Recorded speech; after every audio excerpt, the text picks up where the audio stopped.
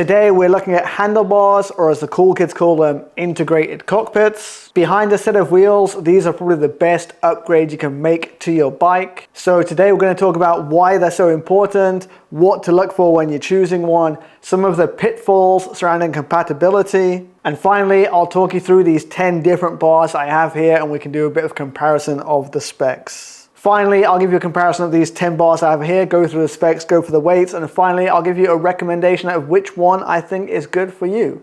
Let's check it out. So first of all, let's talk about handlebars and why I think they're the second most important upgrade you can make to any bike. The first reason of which is just the comfort of the whole thing. So these days when you buy a complete bike especially, lots of times it just comes with the bar it comes with, the integrated stem and integrated handlebar. You don't have a choice of width or length, so you kind of get what it is and there's no real way to adjust it. You know, back in the days you could just swap out a stem or swap out a handlebar or even change the angle of the handlebar, but since everything's gone integrated these days, you basically don't have that choice. So maybe you got a secondhand bike or maybe you got a brand new bike, regardless, you might find out that your fit on the bike isn't optimal. Maybe your bars are too close to you, too far away from you, too wide, too narrow. So to get rid of any of those problems, we need to basically change the whole bar. And then of course another element of the comfort is the stiffness of the bar. So lots of people think that with an integrated handlebar you want stiffer is better, stiffer, stiffer, stiffer. But generally speaking, the stiffer the bar gets, the less comfortable it's going to be as well. It's kind of different because the kind of bumps you're going to be absorbing on the bike, usually the handlebars going up and down together, whereas when you're sprinting you're kind of more like trying to twist the bar. So it is slightly different, but it's really hard for manufacturers to make it more comfortable but still stiff. So we're going to talk about that as well. Then of course, as well as being more comfortable on the bike in a position, you might be able to get into a faster position too. As a general rule of thumb, longer and lower is usually faster, especially for shorter guys. Of course, with taller guys, there's a modern trend of getting bars higher, but still it's a matter of changing your bars, right? So position is king when it comes to your CDA, when it comes to your aero drag. The biggest part of the drag of you on the bike is you. So if you can get into a more aero position, you're going to get faster. So that's the second part of the bike fit side of it. And then we have the performance of the bar itself. So many integrated cockpits, they could weigh like 400, 500 grams, whereas more modern generations of bars on the market now are like 280 grams or less. So it's an opportunity to drop like 100, 200 grams off your bike. So that's nothing to be sniffed at. As well as that, you've got the more aero profile of the handlebar itself. If you're coming from a round bar and stem that's not integrated, the drag of that could be a lot higher. I think most people know the statistic. A normal round tube has 8 times the drag as like a NACA profile tube. So all of these aero sculpted tubes are a lot faster, especially when you consider that this is one of the first thing that's hitting the air. It's hitting clean air. So yeah, any gains we can make here are definitely gains worth making. Now, another side of the performance of the bar could be argued is the stiffness of the bar. I don't think you'll get you faster per se. I think it's more of a feeling thing. It's like stiffness in wheels. In theory, a stiffer wheel is a more efficient wheel, and the same applies for a handlebar. You know, you are losing a tiny, tiny bit of power every time it bends and bends back, bends and bends back. But the amount of power you're using is literal single digit of watts, if that, probably decimal digits of watts. So I think the stiffness of a bar doesn't necessarily make the bar any faster or make the bike faster when you're sprinting on it, but there's definitely a psychological element where some sprinters, if they feel the bar's flexing, then they don't have the confidence to really rip on it. And if obviously you don't have the confidence to really rip on it, you're not going to go as fast as well. So yeah, obviously not an issue for little old me, but for the big guys out there, yeah, maybe a stiffer bar gets you more performance by unlocking the mental barrier of, oh, is this thing going to snap? But let's talk a bit about the stiffness of the bar. Most of the stiffness of the bar, or lack thereof, is going to come from the shape of the tubes. So basically the shape of your stem and the shape of the tops here, and to a latter part the drops, but not so much, are going to dictate basically the comfort or lack thereof, or stiffness, lack thereof, of the bar. So with a stem here, if you have a really thick stem, that's going to be really good at resisting kind of yaw angles on the bar. And same again from the side profile of the stem. If you have a really tall stem here, that's going to really resist the upwards and down flexing of the bar. Think of it as like a ruler. If you put a ruler on the table, it's really flexible in this axis, but you can't really twist it this way. Same thing. So when you look at the shape of the stem, immediately you can kind of get an idea of how this bar is going to behave. If it's really tall and really wide, it's probably going to be stiff in both directions. If it's pretty wide but not very tall, then it'll probably be pretty more flexible in this axis, which I think is okay, because when you're sprinting, you're more twisting, like I said, and this is more like speed bumps and bumps in the road. So personally, I like a bar that's pretty thin here but wide here, but again, your results may vary. And the same with the shape of the tops here, and especially this junction here. All of these shapes are super, super important to the stiffness of the bar. And you can talk about high modulus carbon and all this stuff, but yeah, 90% of your performance is coming from the shapes of these. But of course, there is a bit of a conflict, because so if you want to increase the stiffness of the bar in this axis, you need to make this taller, but then making this taller here, you're also increasing the aero drag quite a lot. So that is a trade-off that every bar basically has. If you want a bar that is really, really stiff, it's probably going to be thicker here and therefore not as aero. Or it's just going to have absolute layers and layers and layers of material and therefore be pretty heavy. So yeah, shape is everything when it comes to stiffness. And yeah, basically by looking at the bar itself, you can probably get a good idea of how stiff or flexible it's going to be. If it's really skinny here, then it's going to be pretty floppy. And likewise, being longer here is going to resist bending on this motion, which when you're sprinting and like pulling the bar towards you kind of thing, that's also going to help resist that twisting motion. But again, any more material you have here, number one is weight and number two is aero drag. So yeah, like with all things in cycling, it's a balance of lightweight, aero and stiffness. Now the second thing that's going to affect the stiffness, as I alluded to earlier, is just the amount of material that's in the bar. So for something like the Quick bar, the Quick Zephyr, I should say Canwin, I guess is technically the brand name. They have two versions. There's the SL and there's the SSL. So usually in cycling, SL is super light and then SSL is super, super light. They come out of the same mold. So as I said, the shapes are going to be the same, but one is basically like 30, 40 grams heavier than the other. And that's just extra material in there just to stiffen it up. So yeah, you can change the stiffness of a bar by just adding more material, but of course it's going to add more weight. But yeah, if you're a big sprinter or if you like the feeling of a bar that doesn't budge, the super light bars are probably not your cup of tea.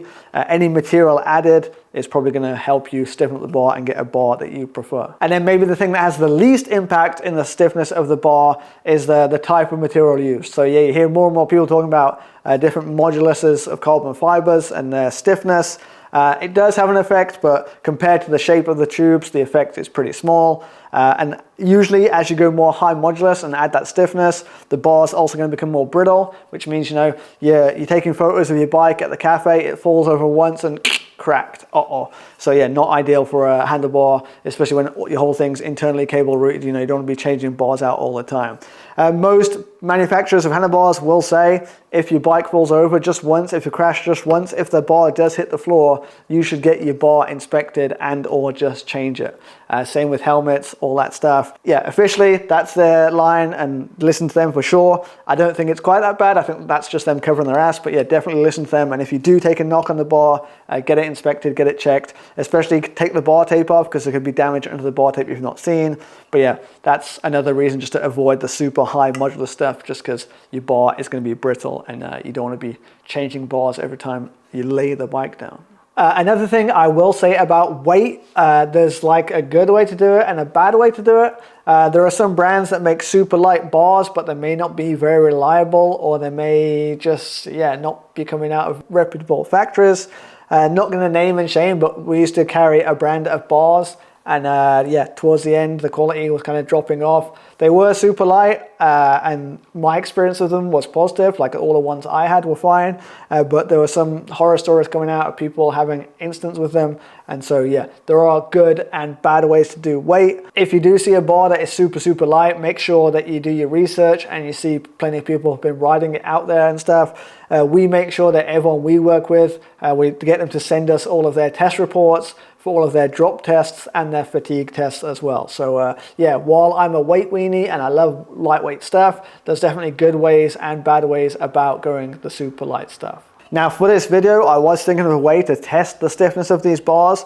You guys have seen before, I set up a rig to test stiffness of wheels. I was trying to set up a rig to test the stiffness of the bars, but there was a bit too much play in the rig itself. So in a future video, I'm going to take all of these to a factory where they have the professional testing material and get them to test it for me. So subscribe to the channel so you don't miss that video when that comes out. Also, the bars I have here, like, they're not all exactly the same size, and obviously the size will affect the stiffness a lot, or the results a lot. You know, if you pull down on this with like 100 newtons on a 36 bar compared to a 40 bar, the deformation is going to be a lot different. So in a future video, I'm going to get all sizes of bar exactly the same, go to the factory and yeah, get their big machines to yeet on some bars and get the results of there. So yeah, in this video, I'm not going to have any stiffness data. I'll anecdotally tell you my stiffness feelings, but again, I'm not a sprinter, I'm just a skinny climber. So for me, everything feels stiff enough, apart from the super like 220 gram frames. I can feel those flexing, but usually 250, you can feel a bit of flex. But as for me, as soon as I get to like 280 grams, 30 grams, 300 grams, I can't feel any flex in the bars anyway. So yeah, future video, we'll let the machines and the data do the talking.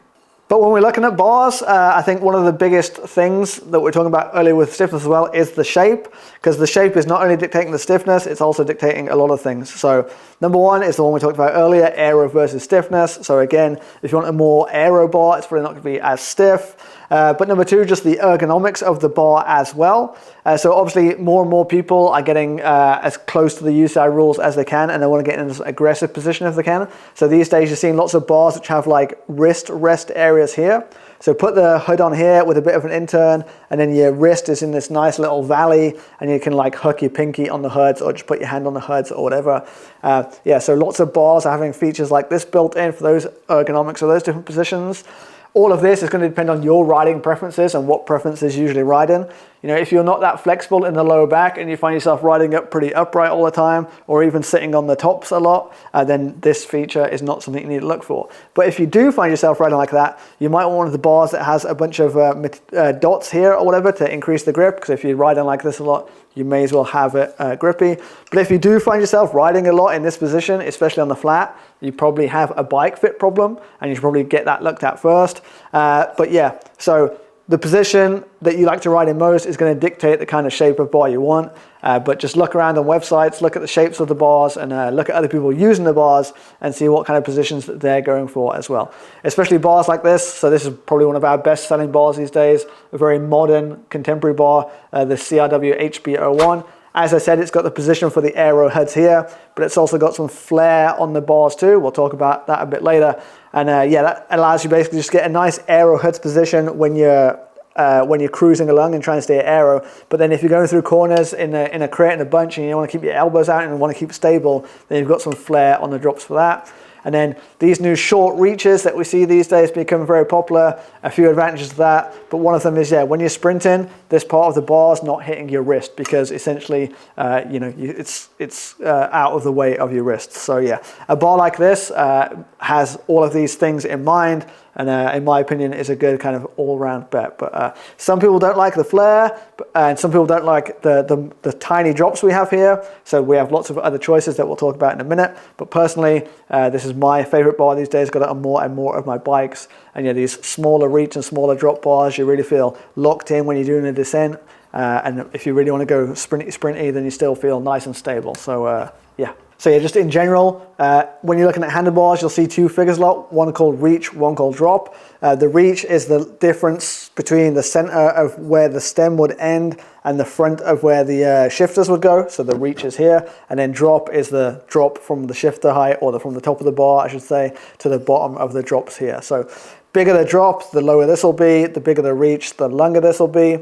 And when you are looking at your fit, if you're comparing this bar to a bar you already have, don't just look at the stem length, you also have to look at the reach as well, because the reach will also affect how far away the shifters are from you.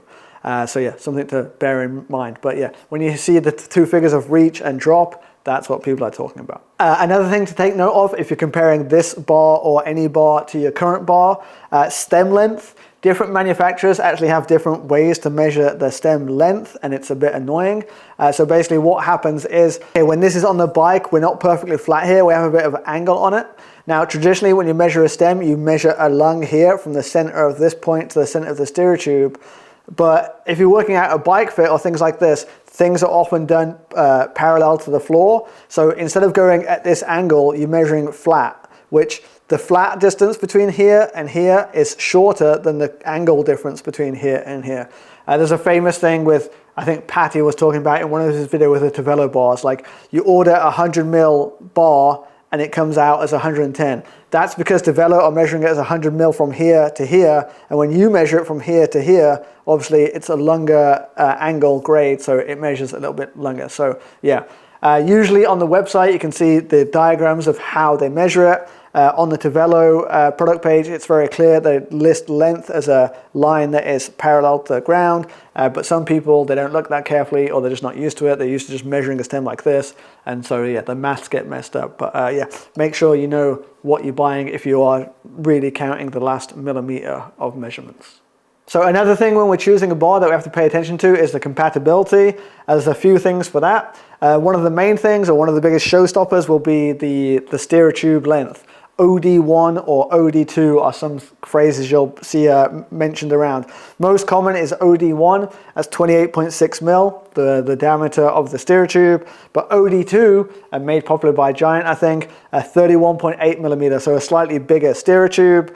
Most bars these days are compatible with both, and they do that by having like an OD2 bigger opening, and they'll come with a shim in there which you can put inside if you want to take it down to OD1, because it is only like 2 mil of difference, so it's not the biggest difference in the world, but those shims are a bit finicky to put in and out and blah blah blah blah blah. Personally, I prefer native compatibility, OD1 on OD1 and OD2 on OD2, but these days 90% of bars come with OD2 compatibility, and then you shim it down to OD1, and yeah, there's no issues in there. Like I say, a bit harder to install, but once it's installed, it's fine. But yeah, something to pay attention to. If you do have an OD2 bike, you cannot use an OD1 handlebar. But if you have an OD2 handlebar, you can use it on either OD2 bikes or OD1 bikes with the use of a shim, which is why most bars these days are going OD2.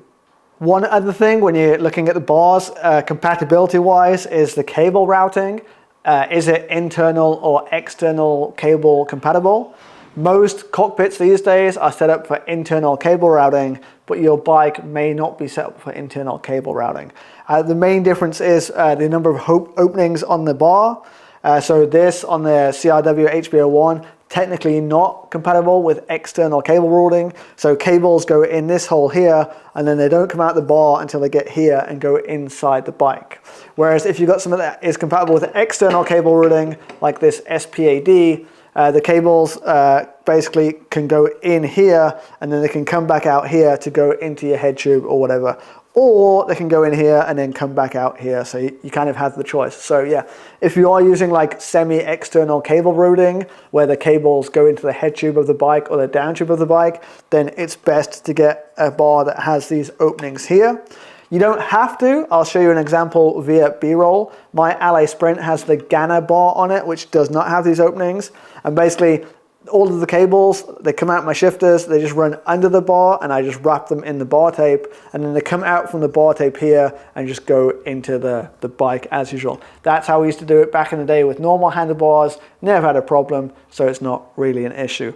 Yeah, not quite as clean a setup as something like this. So yeah, if you do want that super clean setup, but you're running external cables, make sure you get a bar that is compatible with external cable routing, like the SPAD. Another thing about compatibility is the interface between the bar itself and your handlebar. So all of these bars, the bottom of the stem area has its own shape. And then obviously these days, lots of bike head tubes aren't just round anymore, they have their own shape. So effectively you need something to go from the shape of the headset or the shape of the head tube to the shape of the stem of the bar. And that is why I have this absolutely massive box of a million different spacers and headset adapters and all this stuff. I don't think this is great for the planet, having all of these multiple different kinds of headset covers and stuff, but this is the bike industry. No one can agree on a single standard, so this is where we are. But yeah, when you're buying the handlebar, these spacers usually come with the handlebar, and you have to choose what model of bike you're putting it on. Basically, something like your SLA or your Super 6, but they all have their own different size and shape of bearing cover, and basically you're just going to replace the bearing cover with the one that comes with your handlebar, bish bash bosh, and you'll be good to go. There are some universal standards like the FSA ACR system and the data system. I can't remember what the data system is called, which is just a normal round headset. Lots of the handlebars will come with one of those spacers as default. So if your bike is just a round head tube, you can use them no problem. Bikes that come like that, an example would be the Quick Pro AR1. That's just a normal round headset. Slap it on, no problem. But if your bike uses a special headset shape, like this Evolve behind me, you're going to have to get a special headset cover. So for this one here, I have the Evolve, but with the Farsports handlebar. So I had to get Farsports to make me a custom headset cover to go from that Evolve shape to that Farsports shape. So yeah, that's one thing to check. If you have any problems, if you're shopping for a handlebar off our site, just ask my team on the website and they'll tell you which one you need. So with all of these handlebar choices out there, how do we choose one? First and foremost, the thing that's most important is the size. Most of the reason to change the bar is to get into a good position. So if you get one that's the wrong size, you're not going to get in a good position. Two most critical stats are stem length and the bar reach. Some of the most critical stats are the stem length, the bar width, the bar reach, and the stem angle. We'll talk through those a bit in a sec. If you already have a bike that you're comfortable on, or you've already had a professional bike fit, you just basically need to do the maths of adding up stem length to bar reach to make sure you're in the same position. If your old bike frame has a reach of 300 mil and your stem is 100 mil, and now your new frame has 10 mil more reach, then you're going to want a stem with 10 mil less reach if you want to be in the same position. But of course, you've also got to check the reach of the bar. It doesn't have a big difference. But basically, get yourself an Excel spreadsheet set up, or go ask AI like Gemini or ChatGPT. Punch in the numbers of your bike and ask it some questions, and it'll get you in the right position. But if all that is too complicated, another recommendation I have is using VeloFit. So VeloFit is an app. Basically, you put your bike on a static trainer, set the camera up, and it takes a video of you cycling on it from side on. And then it analyzes all your angles and stuff and will basically tell you, does your bar need to come higher or does your bar need to go further away? If it says your bar needs to go further away, then you're going to need a longer stem. If it says your bar needs to get closer, use a shorter stem. There'll be a link in the description down below for VeloFit. If you use that link, you get a cheeky little discount as well, so check that out. But yeah, if you have a professional bike fit, do that. If you're good at doing all the maths in Excel, do that. If you can't do either of those, then check out my VeloFit. Now, one thing my VeloFit won't tell you is the width of the bar. So my VeloFit is all based side on, so they can't really see what's going on with the width of the bar. Rule of thumb, obviously these days narrower and narrower bars are becoming more and more popular, but there is a limit. If you're a big guy with broad shoulders trying to use a 34 centimeter bar, you're going to be cramped and can't breathe and stuff. A quick straw poll of the office here. Most of us are using bars that are like 1 centimeter narrower than our shoulders. So my shoulders measure 35 centimeters and I use 34 centimeter bars. James, his shoulders measure 39 centimeters and he uses 38 centimeter bars. Again, professional bike fitters are more professional at this, but yeah, I'd say 1 centimeter narrower than your shoulders is a kind of a good place to go for. So then the other part of the equation is the stack. So again, I said if the My VeloFit app says you need more stack, there's a few ways we can do this. Obviously, number one is choose a bike that has more stack, either a bigger frame of the frame you like or change to a more endurance geometry frame. Number two is spacers under the stem. Usually you can add like 20, 40 mil of spacers without getting into any issues, but of course it's going to start looking a bit ugly. Way number three is choose a bar where the stem angle isn't as aggressive. So lots of bars, especially the Asian bars these days, come with a minus 10 degree stem. So if this is your steerer tube, that means the stem angle is minus 10 degrees. Main reason for that is keeping the stem nice and flat to keep it more aero from the front. So you'll see lots of minus 10 degree stems coming out of Asia. But if you do want more stack, change that to something with like minus 5 or minus 7. It's not a huge difference because you're just talking a few single digit degrees, and this is only like 100 mil long or whatever, so you're not going to be making a huge difference when you get to here, but every difference help. And the final way to add some stack is some bars these days add stack in the design of the bar. So the one that I'll show you later on, Tavelo's upcoming bar that's not out yet, it actually adds 2 centimeters of stack to the bar for the risers. There's a few reasons you'd want to do it this way. Number one is that the bike will look nicer because you'll have less spaces under the stem. Number two is just the frontal area will be better because obviously spaces under here are frontal area for the wind, but if your bar sloops up, it just adds a tiny bit of frontal area. So yeah, if you want those performance gains, that's one way to go. Some people won't like the aesthetics of the riser bar, and some people won't like that they can't fully use the puppy paws position. But it's an option for people who want more stack, especially taller riders, now that high stack is trending. But for shorter riders who are always trying to get as low as you can on the front, the opposite applies, you know, no spacers, slam the stem, get an aggressive stem angle as you can, like minus 10 degrees, and get a bar that has no stack rise whatsoever. So yeah, do your fitting, use the My Velofit app, see what it says about your current position. Do you need to go up? Do you need to go down? Do you need to go out? Do you need to go in? And use those numbers when you're choosing your handlebar. So once you've chosen your size of bar, that will have narrowed down your options quite a lot already. But then within those options, you probably have a few more choices. And those choices will probably revolve around things like the bare specs in terms of like weight. Is it a heavier, stiffer bar, or is it a lighter bar? Does it have flare or no flare? Things like this. And then, like I say, there are some bars that are exactly the same, but in multiple versions. For example, the Quick Pro bar, the Canwin Zephyr, the SL, I think is fine for most people. Now, quickly go through each of the bars one by one, quickly run through the stats, throw it on the scales, give it a quick weigh, and also check the stem length, see how it measures up to the reported stem length.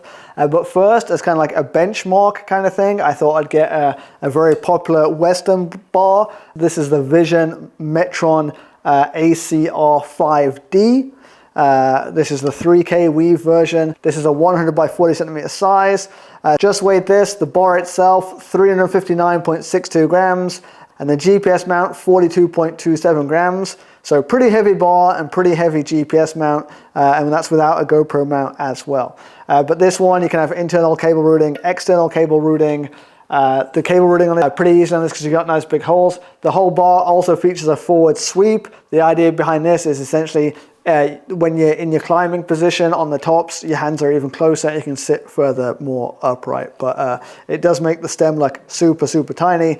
Speaking of which, let's have a quick measure of the stem. So they claim 100 mil, and let's go roughly from the center of the steer tube to the center of the top. Yeah, so because of the way they measure it, if you go from the center of the steer tube to the center of the stem, that's only 90 mil. To get to 100 mil, we're more like out here. So again, that's because I've got this forward sweep going on. But yeah, just so you know, if you're measuring one of these bars, that's where you got to measure to.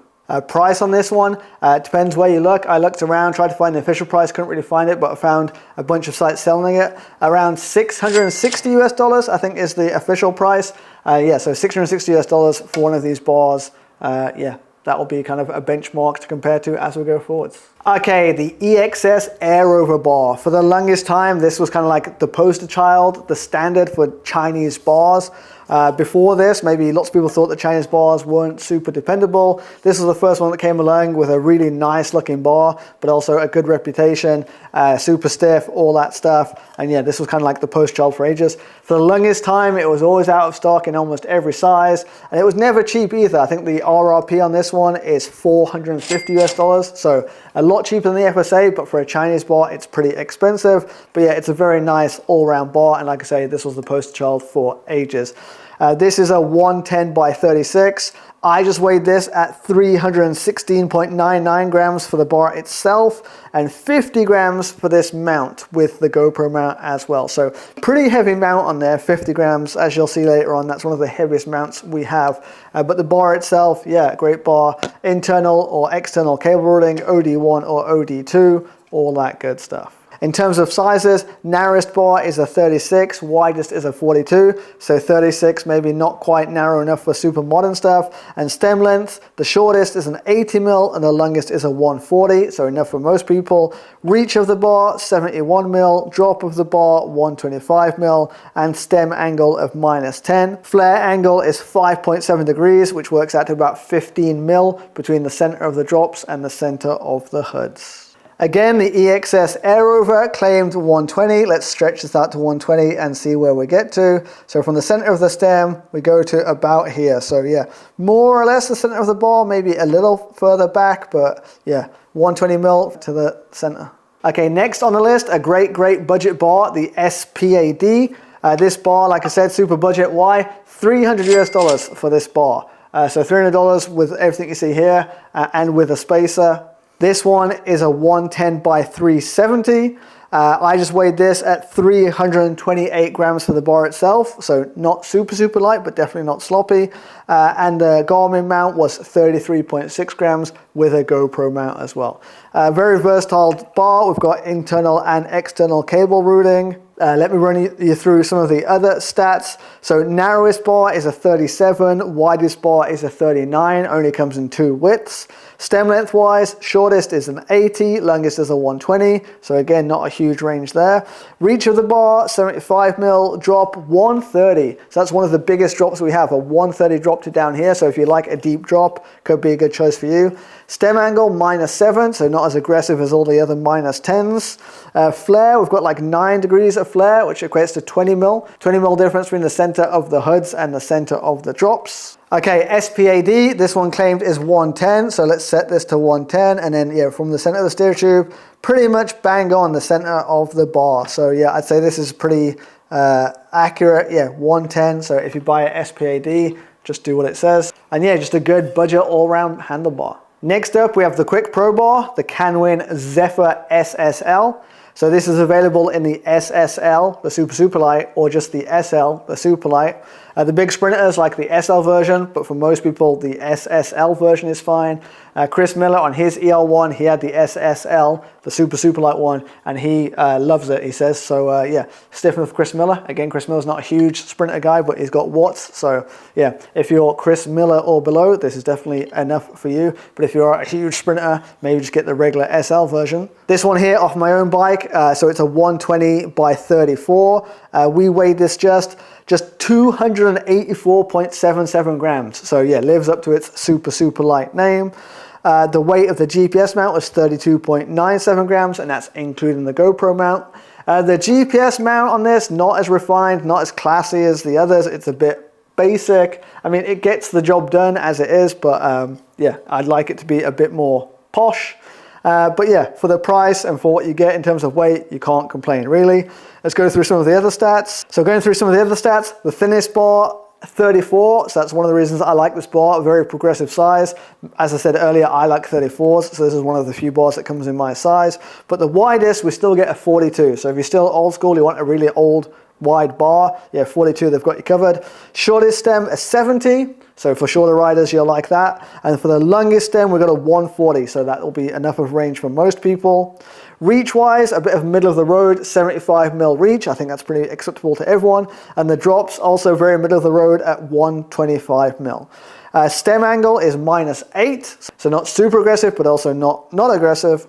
Flare angle, we've got 6.1 degrees of flare, which apparently works out to 13mm, so not much flare, just a little bit of flare in there. We have no OD2 compatibility. This is primarily designed for Quick's own bikes, so OD1 in there, means you don't need the shim. We have no exit holes for external cable routing, so yeah, as I said, it's mostly designed for their own bikes, and all of their bikes are fully internal. But yeah, a very lightweight, good all-round with progressive sizes. Like I say, disadvantages, don't really like this Garmin mount, but everything else about this, great bar. Okay, so let's check Canwin. So their claim is this is a 120. That's from the center of the stem. Yeah, so from center of the steer post, I've got 121. So yeah, if you're buying one of these, that's what 120 looks like. It says 120 and it measures to there. Moving on to the CRW HB01. This is probably the most popular handlebar on our website these days. So this one is a 130 by 34, and this one I just weighed at 301.24 grams, so pretty light, not crazy light, but still pretty light. The GPS mount weighed 33.8 grams, including a GoPro mount as well. So the GPS mount is a pretty light one. Price-wise, this one's coming at $399 US. So again, not the cheapest, but also not the most expensive. But I think its price is justified by its stats that we'll go through in a second. So weight-wise, I've just told you mine is 300 grams, but that's with the whopping 130 stem on there. Sizes, the narrowest size is a 34. So again, I'm a fan because it lets me get into my aero position. The widest they do is just a 38. So yeah, if you're old school, not the bar for you.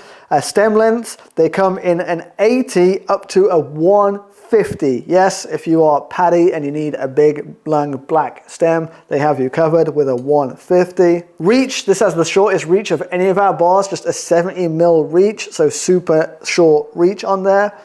Reach, longer better, shorter better, it's very personal preference. These days I'm enjoying the reach on this, but each to their own. Drops wise, this is also the shallowest drops we have, just 115 mil. So yeah, from the tops to the hoods to the drops, your hands are going to be in very similar positions. Angle, a very aggressive -10, so keeping it minimal frontal area and out of the wind when you're riding. Flare angle, one of the biggest flares we have, I think 9 degrees of flare, which works out to 18 mil, but I think the maths might have gone wrong a bit there because that looks like more than 18 mil to me. But yeah, a very aggressive flare on this one. We are OD2 compatible, so OD2 by default and a shim to shim it down to OD1. No exit ports for external cable routing. But yeah, this nice flare combined with narrow sizes and like I said earlier, the nice place to put your wrists. If you're a kind of person who likes to sit in aero hoods a lot, but then also have an aggressive position for in the drops, yeah, it's easy to see why we're selling so many of these. Next, the CRW HB01. So this is a whopping 130. So I've set this to 130. And again, from center of the steer tube, we basically go smack bang to the center of the bar itself. So yeah, I'd say that's a very standard way of measuring things at 130 mil from center to center. Okay, this next bar I think is also up there in terms of popularity on the site these days. And this is the GANNA Angle. GANNA, no relationship to that GANNA. But this bar is a very nice all-round bar, but also has some attention to detail, which I'll go into in a second. So price-wise, you have to pay to play. This was $420 US, so not the cheapest on the list, but also not the most expensive. Weight-wise, it's also middle of the road, not the most expensive, not the lightest. This one here in a 110 by 36, I just weighed at 326 grams. And the Garmin mount was 36.46 grams. But it's the attention to detail in this bar that really strikes you. So the unboxing experience of this bar is the best. It comes with all of the greatest accessories. I'll put in some B-roll in a minute. And the Garmin mount, you can see, is a lot more fancy than some of the other stuff like on the Quick. You can see they really put some design into it. Other things about it, just the general attention to detail on all of they've got the grippy stuff on the tops, or if you're climbing in the tops, or if you're in the puppy paws position. They use titanium hardware for things like the bolts here and for the bolts that keep the GPS head unit on. So just attention to detail on this bar is up there. Also, I think it's just a very nice looking bar. It's well designed. The outside of it, it's up there with the EXS in terms of just look at it and it doesn't look out of place on a $10,000 bike. So yeah, the GANNA Angle, it's easy to see what's been popular these days. I don't often do unboxings, but with the GANNA, it's worth it because you get a bit of absolutely everything in here. So usually after the bars on top, already taken it out, and then here you get this, and in here you get bar tape as well. Bar tape isn't just any more bar tape either, it's super light 30 gram bar tape, so that's cool. But the accessories is where you get literally everything, and everything's nicely labeled. So that's the OD2 to OD1 shim I was talking about. It comes with this, but when we send the bar out overseas, we have to actually take this out. This is anti-slip grip paste, but you're not allowed to send liquids overboard, so that you will not get. In here, you get all your various spacers. Also, these are really important. You get these little shims, one thicker, one thinner, to really adjust the gap between the headset and the frame. A couple of stickers in there as well if you want a little white sticker for your handlebar instead of the black sticker, and then the titanium bolt and the head cap on there. So yeah, On the GANNA bar, they really do go attention to detail, giving you everything but the kitchen sink. Again, let's go through the specs. So the narrowest bar they have is a 34. The widest bar they have is a 42, so that's the biggest range I've seen. Again, 34, I'm a fan. I've got one of these in 34 on my Aeleous Sprint. Stem length, the shortest is an 80, longest is a 140, so enough for most people. Reach, it's got the second shortest reach of all of these, a 71mm reach, so again, similar to the CRW. Drops though, a bit bigger than the CRW drops, 125, which is kind of middle of the road standard drop depth. Stem angle, also aggressive, minus 10 degrees stem angle. Flare angle, not as flared as the CRW. I'd say that's the biggest difference between this and the CRW is the flare. If you don't like your flare, go for the GANNA. If you like your flare, go for the CRW. And again, just like the CRW, we are OD2 compatible, so you put a shim in there to shim it down to OD1. Not officially supporting external cable routing, but like I said, I have this set up on my rim brake Aeleous Sprint with the cables coming out of here, and it works just fine. So yeah, the GANNA Angle, another solid choice. Okay, this GANNA Angle claimed 110, so again, let's set to 110, center of the steer tube, and yeah, pretty much bang in the middle of the handlebar. So yeah, I'd say, again, nothing out of the ordinary. It is what it says it is, 110. Of course, you can't talk about Chinese handlebars without talking about another one of the OG guys, Farsports. So they started with the F1 handlebar, then the F1S, and now this is the F1X, the latest and greatest. Apparently there is a new bar coming out next year though, so you heard it here first. But this is the F1X, the latest and greatest that you can buy at the moment.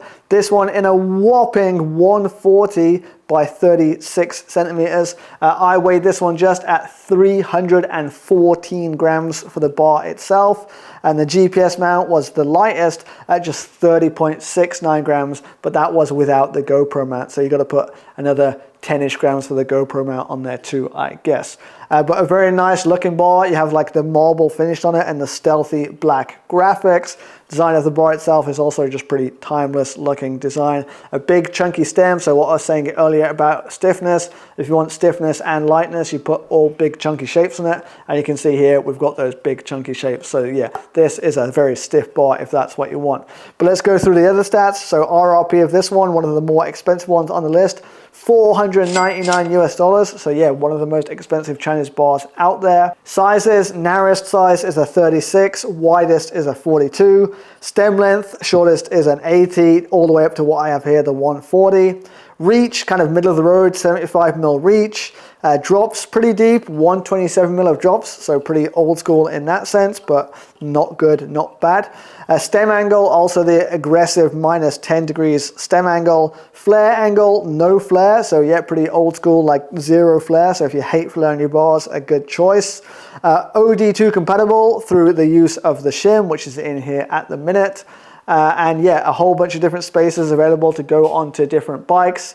And these little rubber stoppers in here, take them out and you can reroute all of your cables externally as well. So yeah, very versatile bar, very good bar, but like I say, maybe being replaced next year. I think they have some deals on these at the minute where when you buy them with Farsports wheels, you can get them for super cheap. So if they have your size and if this is the kind of bar you want, it's worth checking out. This whopper of a Farsports, 140mm, let's see if it checks out. So from the center of the steer tube and boom, yeah, smack bang in the center of the handlebar. So yeah, even on the edge of the bell curve, Farsports doing the maths right, no problem, 140mm.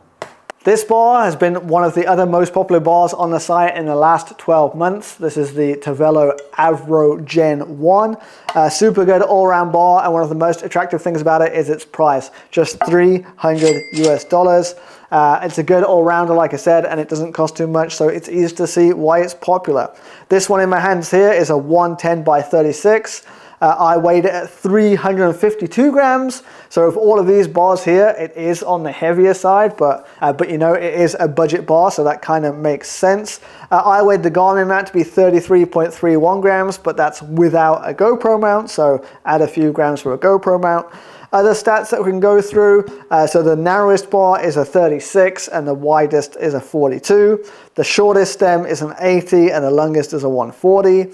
The reach is one of the longest we have at 77mm, and the drops are some of the deepest at 130mm. So yeah, very big drop and reach compared to something like the CRW bar. Flare angle, a very small flare, apparently just 2.6 degrees. so just a tiny bit of flare on there. We are OD2 compatible, but double check, because some of the earlier ones were only OD1, now they're OD2 as well.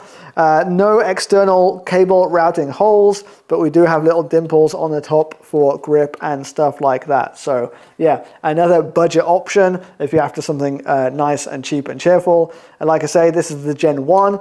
The Gen 2, I don't know if it's quite a replacement for this, but it's coming next year, and that's going to feature the 20mm of stack rising. So if you do find yourself wanting more stack, that's something to watch out for next year. Again, subscribe to the channel and I'll do a video on that when that drops too. Okay, this one, the one that started all of this stem length controversy, the Tavelo bar.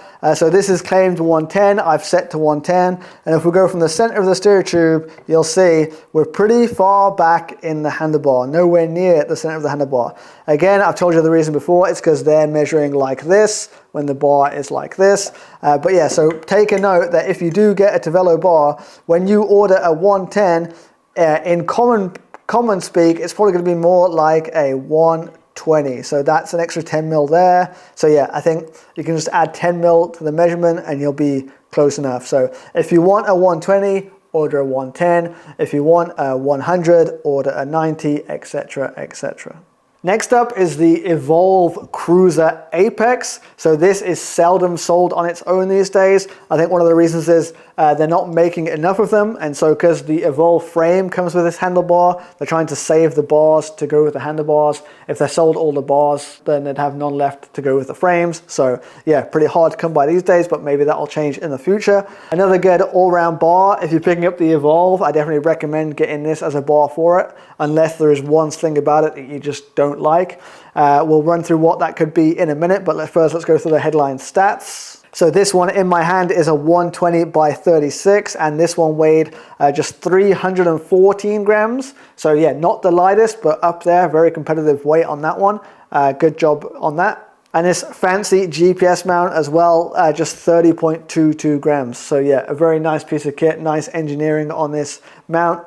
One thing to look out for on all of these bars is where the GoPro mount is. So lots of them, they'll just put the GoPro mount under the GPS here, but then if you put a heavy GoPro or a heavy light on there, you can sometimes snap these off. A more modern thing is they move the GoPro mount more inbound and attach it to the bar itself in some cases, and that means you've got a lot less leverage on that weight and you're not a lot less likely to snap something. So yeah, if you are the kind of person who puts heavy action cameras or heavy accessories on the GoPro mount, make sure you get a bar that has the GoPro mount further inboard. Otherwise, you're going to be snapping GPS mounts. Ask me how I know. But let's run through all the other stats on this. So first of all, sizes. Narrowest size is a 36. So as I said earlier, this is great for the Evolve unless it doesn't meet your criteria. And for me, it doesn't. These days I'm on 34 bars. This only comes in a 36. So on my Evolve, I don't think I'll be using this bar. I'll use a 34 like the CRW bar. The widest is a 40, so again, enough for most people. Shortest stem length is only a 90 though, so again, maybe if you need shorter than that, that's not going to be short enough. The longest is a 140, so not bad. Reach, this has the longest reach of any of our bars at 80mm. And I think one of the reasons for that is that they're trying to put this gubbins in here to make the cable routing nice.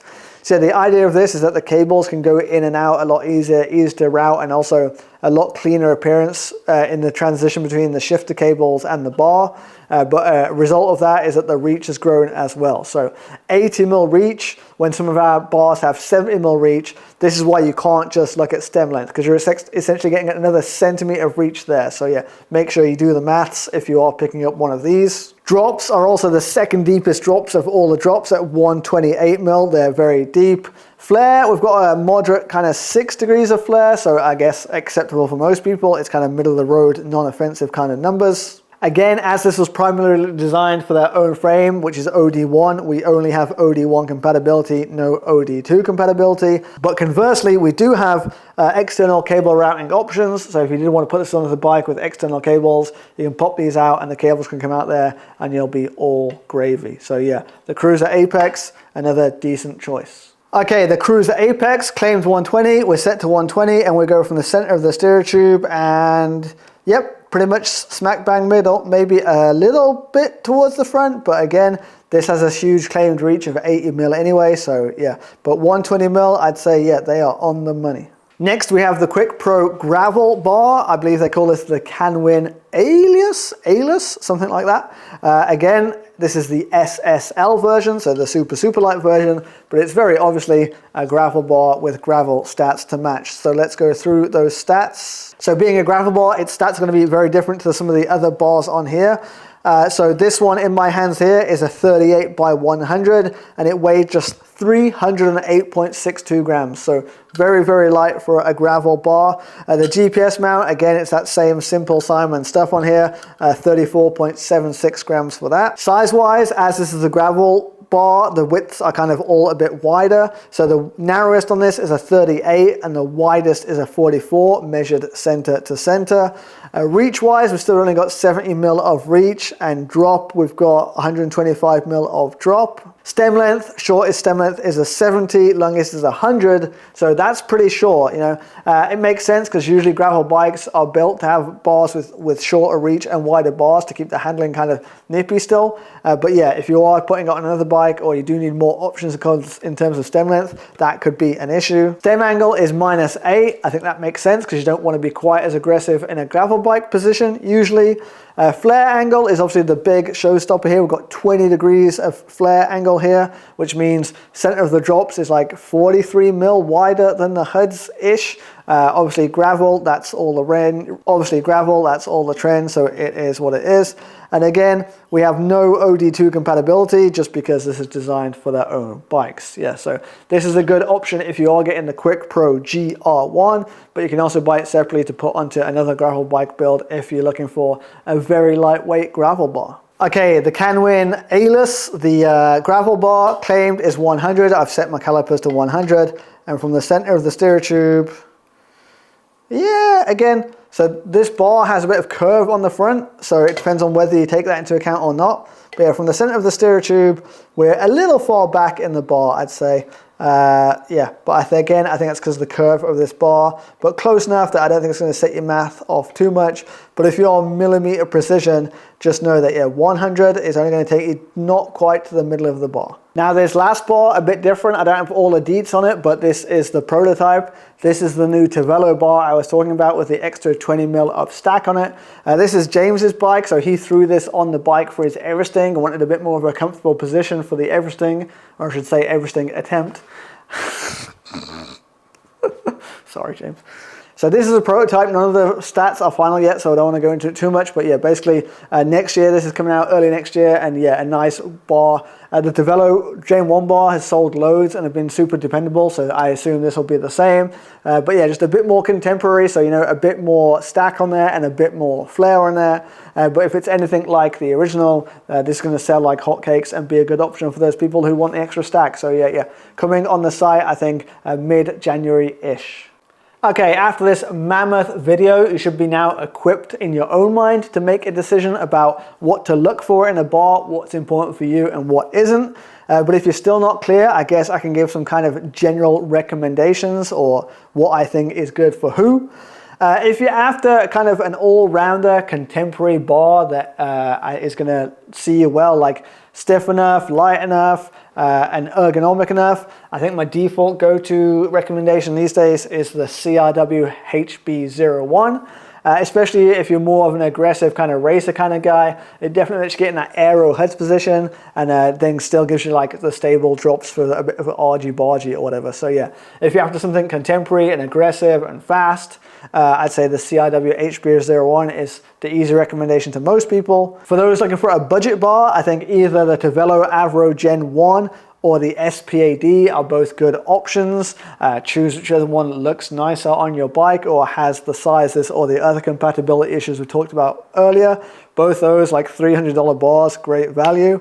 If you're all about aesthetics and you just want a bar that looks good, nothing wrong with that, no problem. I'd say either the GANNA Angle or the EXS are both very nice timeless designs and look nice, like I said, on $10,000, $15,000 bicycles, no problem. If you're someone looking for more stack in your bar, I say wait till next year and get the new Tavelo bar with the riser stack. That's going to be a popular option if you want more stack. If you're a stiffness monster and you want something really stiff, I'd say either get the regular Zephyr SL, not the SSL.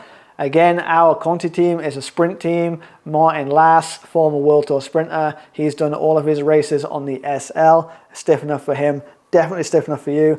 The Farsports bars as well, I've showed you before, there's chunky tubes. That's also a super stiff bar. The S version, I imagine, is even stiffer than the X version. But as I said, that's nearing the end of its line now, so it's difficult to find in your size. And finally, if you're after a gravel bar, I'd say the only recommendation on the list that we can have is the Canwin Aeleous bar, but it's the only gravel bar that we've got there. So yeah, if you're after gravel with 20 degrees of flare, check out that one. Okay, that was an absolute mammoth deep dive look into handlebars and how to choose one and all that stuff. If somehow you still have some questions, then let me know it in the comments down below. But if you have specific questions about compatibility with this bike, that bike, just head on over to pandemonium.cc and my team over there will answer all of your questions. Handlebars are probably the product category that we sell the most of, so my team have got lots of experience. And if you can't do the maths yourself in terms of the fit, like I say, either get the My VeloFit app, link in the description, or you can get in touch with my guys with your current setup and they can kind of replicate it for you on your new bike. But obviously we are not professional bike fitters, so either go get a bike fit or use the My VeloFit app if you can. I'm going to keep updating this video as new bars come out. As I said, I think I'm going to take these to a factory and also get them to test the stiffness of it to put that to bed once and for all. But in general, as it stands, that should be everything you need to know about handlebars. Make sure you subscribe so you don't miss the new video when that drops, and I'll see you next time. China Cycling out.